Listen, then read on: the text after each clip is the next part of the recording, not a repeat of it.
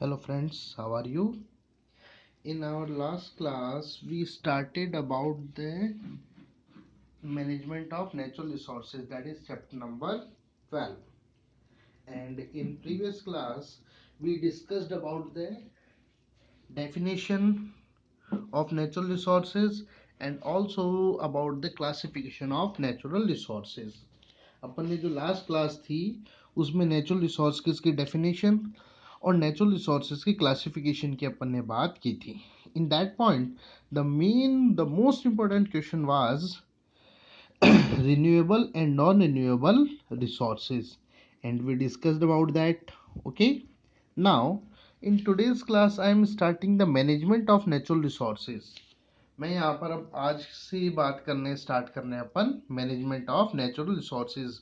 Natural resources का management किस तरीके से किया जाता है.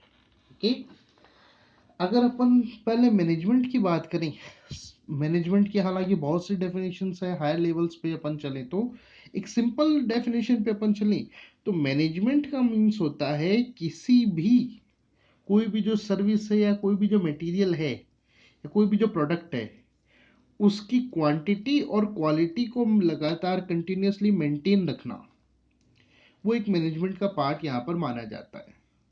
वैसा ही यहाँ पर मैनेजमेंट का वर्ड यहाँ पर मीन्स यूज किया हुआ है. ओके, तो इसलिए अपन बोल सकते हैं management of natural resources refers to the management that particularly focus on the quantity and quality of resource for both present and future generation. Natural resources का मैनेजमेंट से मतलब नेचुरल रिसोर्सेज का या पर्टिकुलर मैनेजमेंट पर्टिकुलरली फोकस करना किसके ऊपर, natural resources की quality और क्वांटिटी को मेंटेन रखने का प्रेजेंट और फ्यूचर बोथ जनरेशन्स के लिए.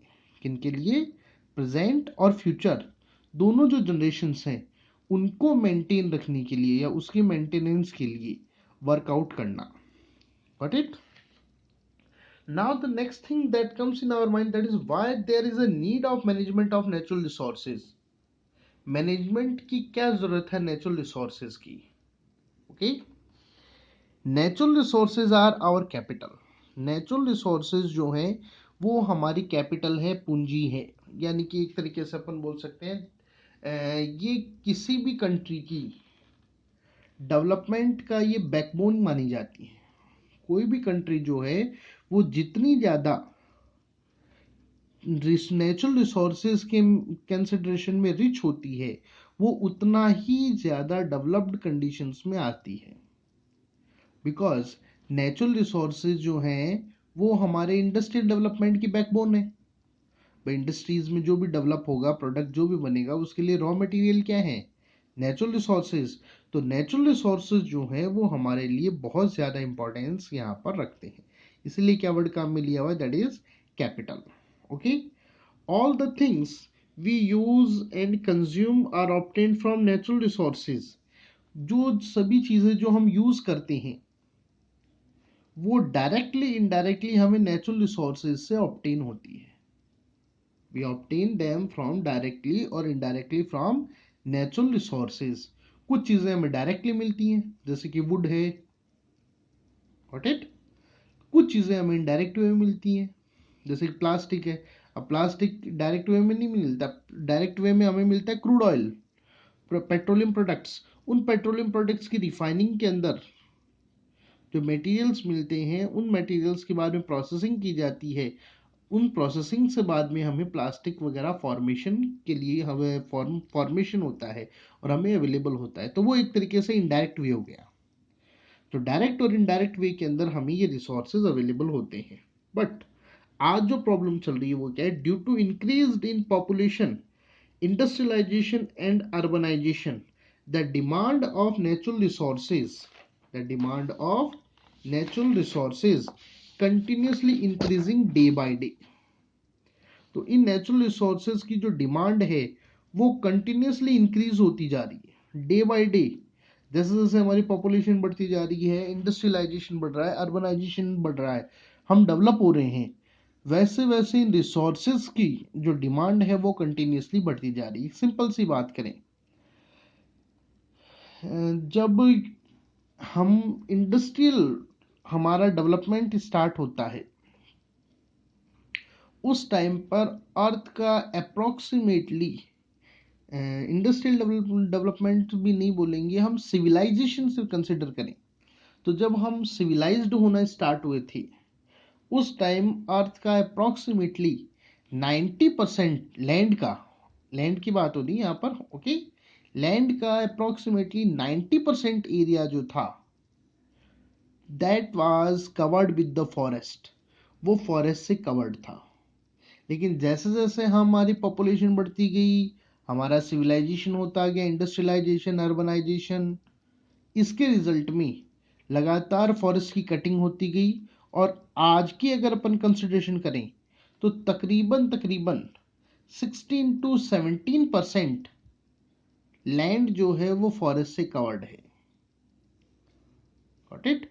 तो now you can understand that impact of increasing industrialisation, population and urbanisation. तो अब मेरे हिसाब से आपको क्लियर हो गया होगा, okay. We are rapidly exploiting natural resources in a destructive manner. हम जो है वो नेचुरल रिसोर्सेज का, क्योंकि हमारी जो इंडस्ट्रियल डिमांड है, पॉपुलेशन डिमांड है, उसकी फुलफिल करने के लिए हम नेचुरल रिसोर्सेज का डिस्ट्रक्टिव मैनर में, यानी कि उनका विनाशकारी रूप से इनका हम यूज कर रहे हैं। It is disturbing the natural balance, और जिसका रिजल्ट नेचुरल बैलेंस के अंदर डिस्टर्बेंस हो रहा है। बहुत सारी ऐसी चीजें, नेचुरल डिजास्टर्स जो कभी नहीं होते थे किसी पर्टिकुलर एरिया में, वो हमें दिखाई दे रहा है।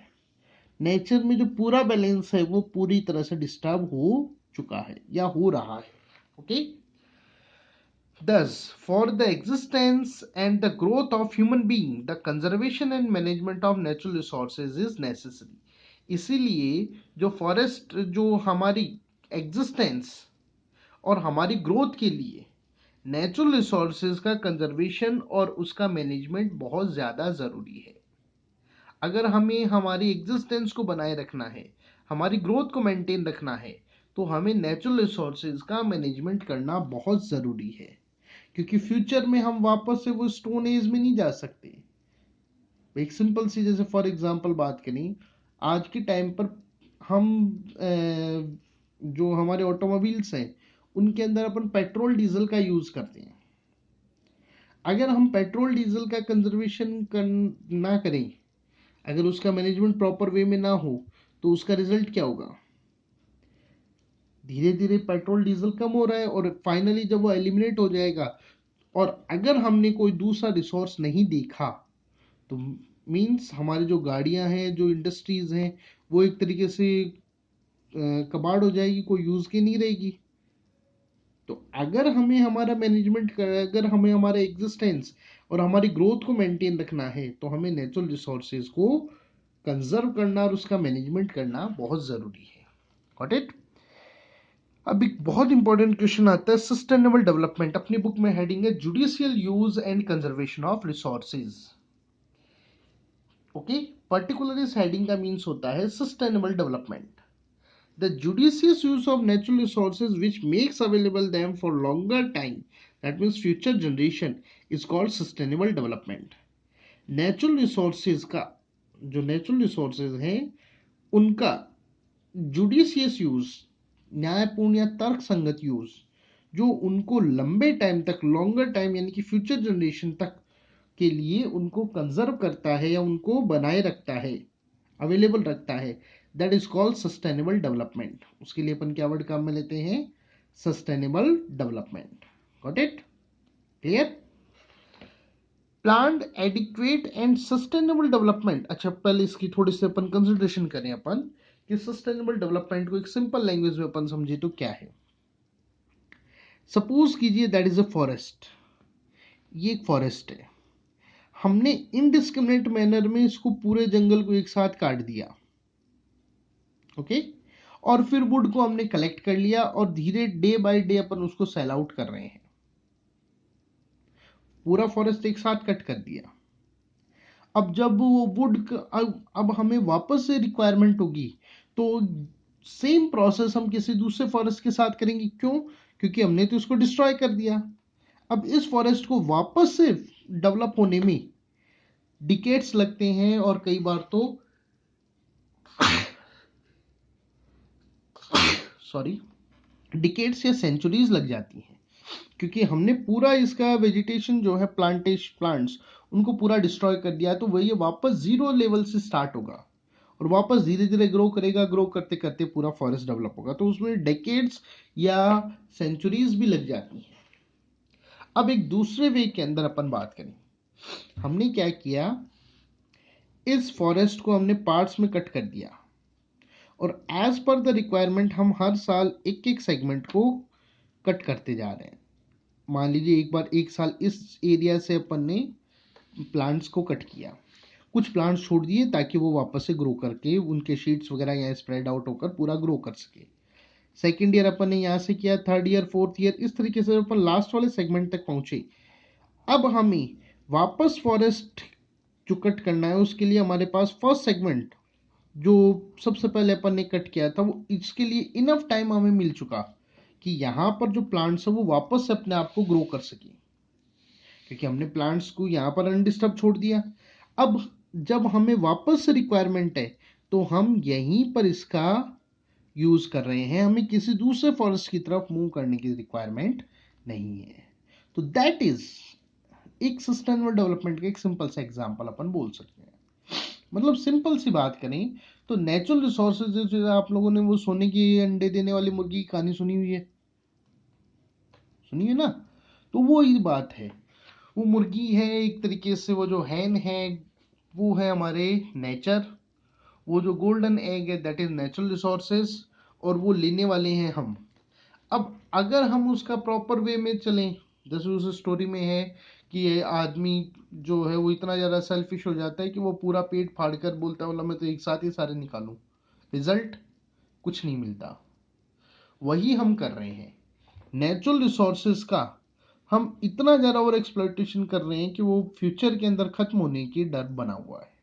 तो उसका यूज़ करना, देखो यूज़ करना हम नहीं बंद कर सकते, क्योंकि वापस हम स्टोन एज या वो पुरानी वाली प्रिमिटिव लाइफ नहीं सरवाइव कर सकती, लेकिन अगर हम उनका मैनेजमेंट करते हुए जुडिशियस यूज करें, तरीके से उसका यूज करें, प्रायोरिटी बेसिस पर हम उसका तरीके से अगर अपन यूज करते हैं तो वो हमारे लिए लॉन्गर ड्यूरेशन तक वो अवेलेबल रहेगा। और उसी चीज के लिए वर्ड काम में लेते हैं अपन सस्टेनेबल डेवलपमेंट। ओके, अब बात आती है कंजर्वेशन ऑफ रिसोर्सेज का मीन्स क्या है।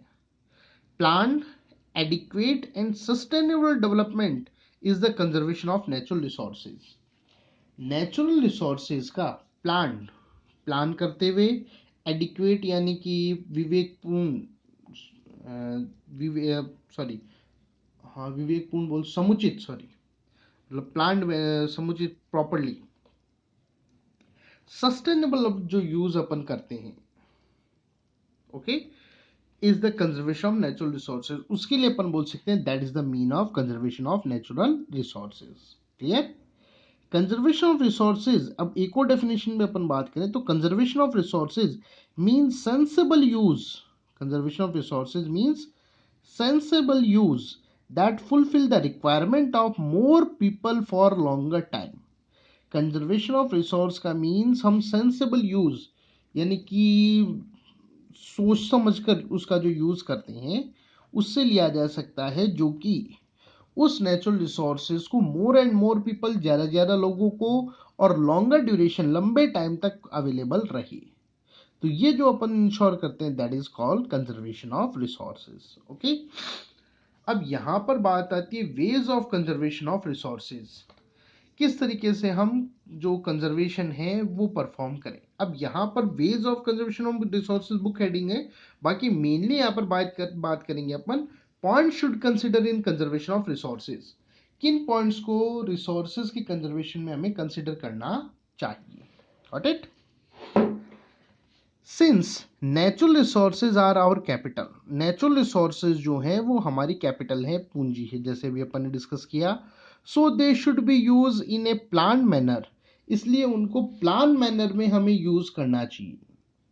Okay, this full for this firstly we must be aware for the resources of a region और ए कंट्री, इसके लिए सबसे पहले तो हमें उस रिसोर्स के बारे में पता होना चाहिए कि किस पर्टिकुलर एरिया में या किस पर्टिकुलर कंट्री के अंदर वो रिसोर्सेज अवेलेबल हैं, कितने अमाउंट में वो अवेलेबल हैं, तभी तो अपन कंजर्व उसके बारे में प्लान बना सकेंगे।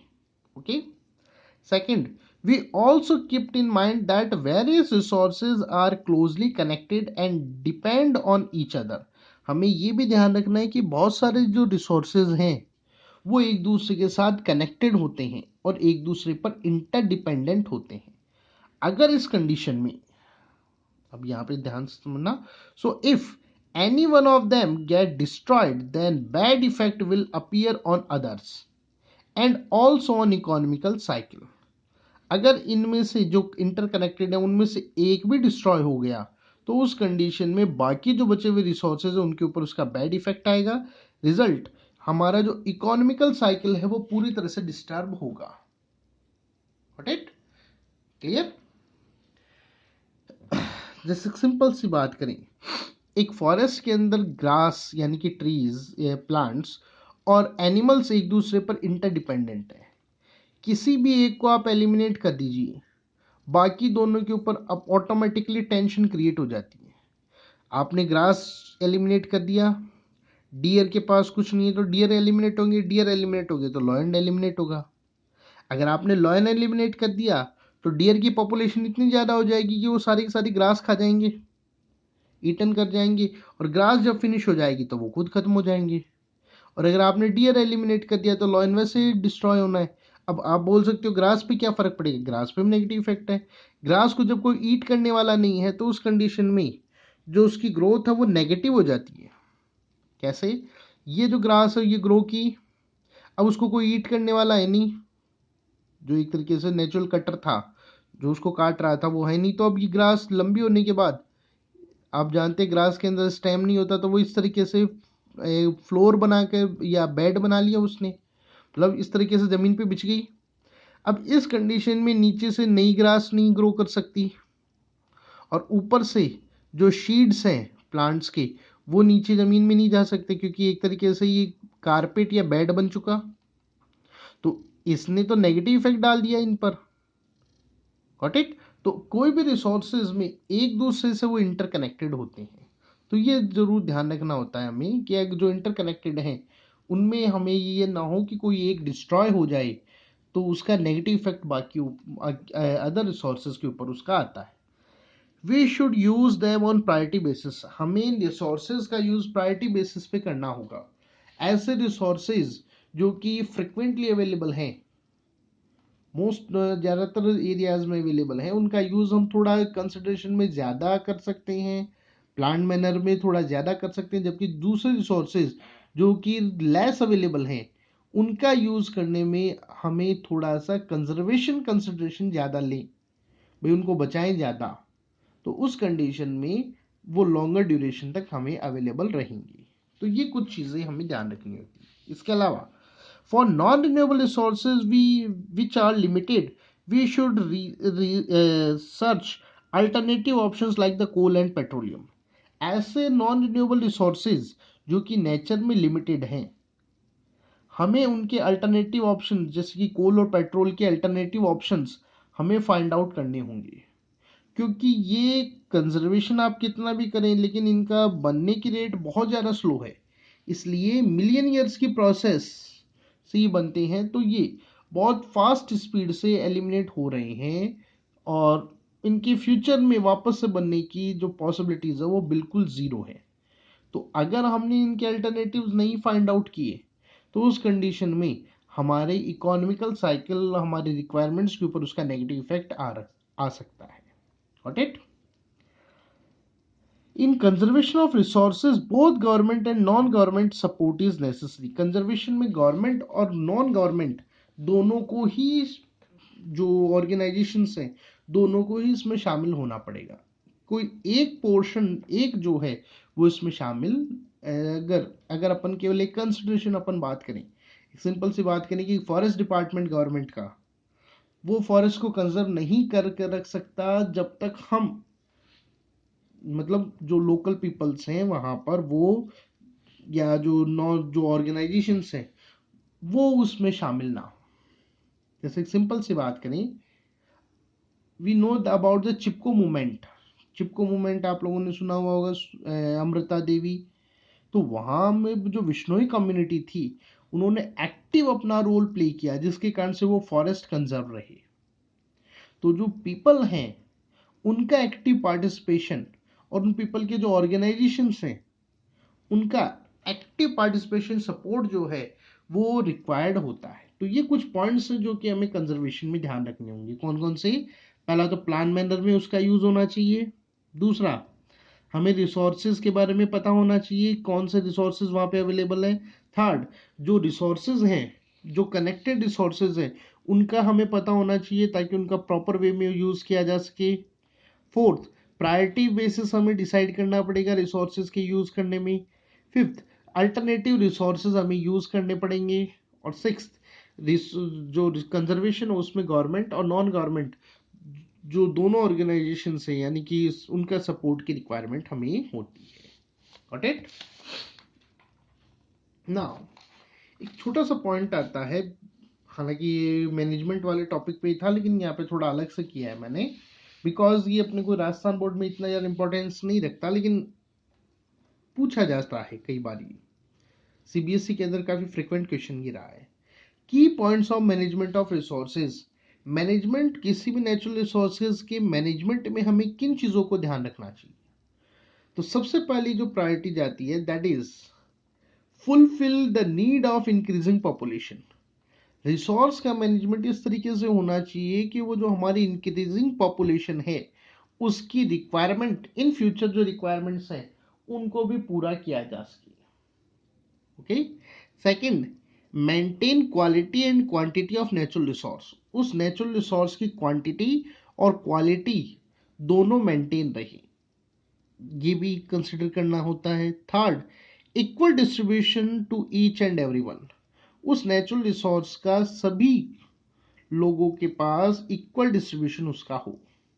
अगर वो नेसेसरी रिसोर्स है तो बहुत ज़्यादा इस पॉइंट पर प्रेशर डाला जाता है कि सभी पीपल, चाहे वो पुअर हो चाहे रिच हो, सभी को इक्वल डिस्ट्रीब्यूशन। ऐसा ना हो कि रिच पर्सन जो है वो अपनी मनी पावर का इन्फ्लुएंस यूज़ करते हुए उस रिसोर्स का यूज़ करते रहे, लेकिन जो पुअर पीपल हैं उनको ये अवेलेबल ही ना हो।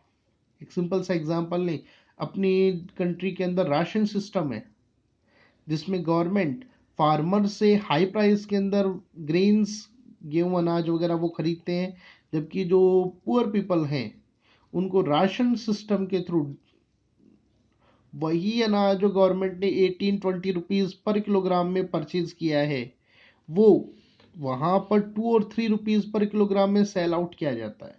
Y? Because government knows that the grains are very very important resource, so it should be equal distribute in each and every month. Okay, next आता है मैनेजमेंट ऑफ क्रिएटेड वेस्ट। जब भी किसी रिसोर्स का use किया जाता है तो वहां पर वेस्ट क्रिएट होता है। उस वेस्ट का उस वेस्ट का प्रॉपर मैनेजमेंट करना ज़रूरी है, क्योंकि अगर हमने ऐसा नहीं किया तो उसके कारण से जो एनवायरमेंटल प्रॉब्लम्स आना स्टार्ट होंगी, और एनवायरमेंटल प्रॉब्लम्स अगर आती हैं तो वो हमारे लिए नेगेटिव इम्पैक्ट डालती हैं नेचुरल रिसोर्स पर। Okay, now forest conservation and management. अब सबसे पहले अपन जो वेज हैं उनमें जो नेचुरल रिसोर्सेज, इसमें सबसे पहले अपन बात करते हैं फॉरेस्ट की। The first question that comes in our mind, that is, what is the forest? Forest is a large area where the varieties of the plant and animals grow and develop in self-sustained manner और in natural ways. Forest वो एक बड़ा area है जहाँ पर varieties of plant और animals की जो वेराइटीज जो हैं मतलब बहुत सारे, grow and develop in a self sustain manner, अपने आप नेचुरल। अब अपने आप का मतलब यहाँ पर किससे, ह्यूमन एक्टिविटीज शामिल नहीं है यहाँ पर। ओके, नेचुरल वेज में जहाँ पर वो ग्रो करते हैं, डेवलप होते हैं, न्यू स्पीसीज डेवलप होती हैं, उनमें मॉडिफिकेशंस होते हैं, वो सब चीज़ें आएंगी यहाँ पर। तो grow and develop in a self sustain manner और natural ways, that place is known as forest. Okay, forest are the basis of the life on the earth. Forest जो है उन्हें लाइफ का अर्थ पर जो बेसिस है वो माना जाता है। जो भी आज डिफरेंट फॉर्म्स ऑर्गेनिजम्स के अपन देखते हैं, मोस्ट ऑफ देम लैंड पे बात कर रहे हैं, लैंड पर, ओके। तो वो सारी की सारी क्रिएटेड कहाँ पर है? फॉरेस्ट में, ओके। अब यहाँ पर एक और डेफिनेशन आती है फॉरेस्ट की, it is a place where the process of development of life has been going from ages. Forest वो प्लेस है जहाँ पर जो प्रोसेस जो है इवल डेवलपमेंट की, लाइफ डेवलपमेंट का मतलब डिफरेंट काइंड ऑफ स्पीसीज के बनने की प्रोसेस, वो go is being going from ages, वो has been going from ages यानी कि लंबे समय से, मिलियन ट्रिलियन ईयर्स उनसे चलती हुई आ रही है। And million of species of organism has been evolve, और वहां पर मिलियन ऑफ स्पीसीज जो ऑर्गेनिजम्स हैं, मिलियन ऑफ स्पीसीज जो हैं वो इवॉल्व हुई हैं, लाखों जो स्पीसीज हैं वो डेवलप हुई हैं, प्रोड्यूस हुई हैं। वो जो पर्टिकुलर एरिया है that is known as forest, उसे क्या बोलते हैं अपन? Forest, okay. अब यहां पर बात करते हैं अपन फॉरेस्ट की इंपॉर्टेंस। फॉरेस्ट हमारे लिए इतनी ज़्यादा इंपॉर्टेंस क्यों है? First, forest are natural habitat of various life forms. Forest जो है वो बहुत सारे जो लाइफ फॉर्म्स हैं, मतलब डिफरेंट काइंड ऑफ ऑर्गेनिजम्स, उनकी हैबिटेट है, उनका आवास है, वहाँ पर वो रहते हैं। Second, forest are the place of evolution and development of various organisms. Forest जो हैं वो बहुत सारे जो ऑर्गेनिजम्स हैं उनके इवोल्यूशन और उनके डेवलपमेंट का प्लेस रहा है, होता है।